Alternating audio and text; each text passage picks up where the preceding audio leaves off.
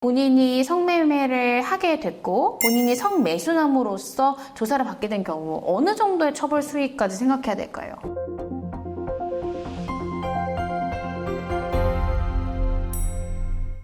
안녕하세요. 여러분의 인생을 지켜드리는 인생변호사 검사 출신 이고은 변호사, 검사 출신 김한솔 변호사입니다. 변호사님, 제가 부산에서 근무할 때 해운대에 큰 룸사롱이 있었어요. 거기를 이제 압수수색하고 현장에 갔더니 그 업주분께서 이 고운 발걸음으로 어찌 저희 업소까지 오셨냐, 검사님까지 안 오셔도 되는데 그랬던 기억이 납니다. 지금 오늘 이야기해볼 주제는요, 이 성인 간 성매매 사건을 조금 다뤄보려고 합니다.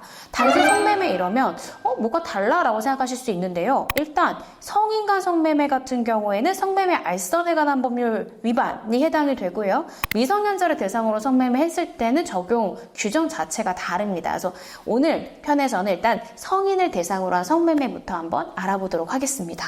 성매매가 일단 뭐죠? 성매매란 불특정인을 대상으로 금품을 교부하거나 교부할 것을 약속을 하고 성교행위 또는 유사성교행위를 하는 것을 말합니다. 단순히 어떤 성관계까지 가야만 성매매라 생각하시는 분들이 있어요. 성관계까지 가지 않더라도 그 전 행위까지 해주는 업소들도 되게 많잖아요. 키스방이나 아니면은 이제 마사지 이제 그런 데 가보면은 성관계가 아니라 그냥 유사성교행위만 하는 곳도 있거든요. 맞아요, 그런 맞아요. 것이 이제 성매매라고 생각을 못 하시는 분들도 계실 수 있어가지고 그런 건 아니라는 점을 좀 참고하셔야 될 것 같습니다. 맞아요. 성매매 일단은 법정형이 어떻게 되죠, 변호사님? 성매매가 생각보다 그렇게 높지는 않아요. 네. 징역 1년 이하 그리고 벌금 300만 원 이하의 형에 처하기 때문에 미성년자 성매매랑 비교했을 때는 상당히 낮은 편에 속합니다. 다만 이제 징역형이 들어가 있기 때문에 네. 성매매를 많이 하시다 보면은 실형까지 선고받을 수 있는 맞아요.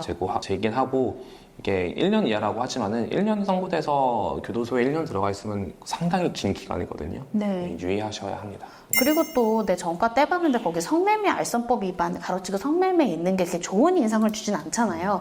그래서 가급적 저는 성매매를 한 남성분들한테는 좀 기소유예 처분을 받아서 최대한 전과에 남지 않도록 한번 노력해 보셔라 라는 얘기를 하긴 하거든요. 그럼 궁금한 게 이런 성매매 사건 어떻게 경찰, 검찰이 단속하죠? 소위 말하는 그 OP, 네. 오피스텔 아니면은 이제 룸사롱 중에 풀사롱 이런 데가 있어요. 네. 성매매를 전제로 영업을 하기 때문에 운영하는 사람들이 네. 이제 잡혔을 경우에는 장부 뭐 이런 것을 특정을 해서 이제 손님으로 기재가 되어 있다라고 하면은 이제 전화가 올 거예요. 전화가 네. 와가지고 언제 어디 가신 적 있으시죠?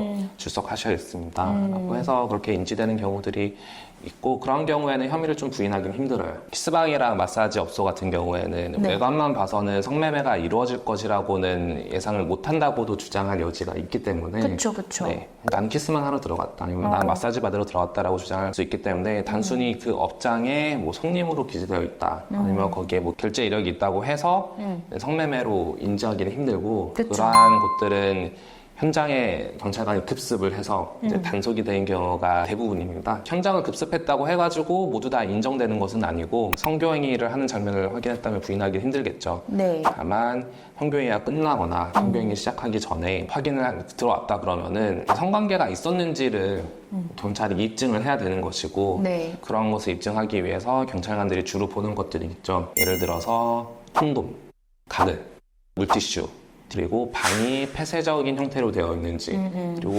각 방 안에 샤워 시설이 설치되어 있는지 그런 것들을 보고 장부에 성관계를 했다 이런 내용이 적혀 있을 수 있기 때문에 그런 것도 압수를 하고 종합적으로 보았을 때 성매매를 한 것이 맞다라고 하면은 성매매로 입건이 될 수 있고 직원이랑 그 손님이랑 서로 성관계를 하지 않았다라고 일관되게 주장하는 경우에는 경찰 입장에서는 이걸 성매매로 인지하기는 힘들죠. 지금 말씀 주신 건 성매매를 한 사람에 대한 얘기고 그런 성매매 업소 입장에서 어떠냐. 사실 갑자기 현장에 오는 경우가 뭐 주변 사람들의 신고도 있을 수 있고요. 또 정기적으로 단속을 할 수도 있고요. 또는 어떤 손님이 앙심을 품고 기분이 나빠서 신고를 하는 경우가 있습니다. 그게 신고하면 이제 본인은 또 기소에 받을 수도 있는 여지가 있거든요. 성매매 업소 단속에서 가장 중요한 거는 선압수수색. 먼저 그 사람을 소환하기 전에 일단 현장을 급습해가지고 말씀 주신 대로 장부 아니면 제일 중요한 건 업주의 휴대폰이죠. 요즘에는 단속 많이 당하기 때문에 페이퍼 장부를 만들지 않는 곳이 더 많습니다.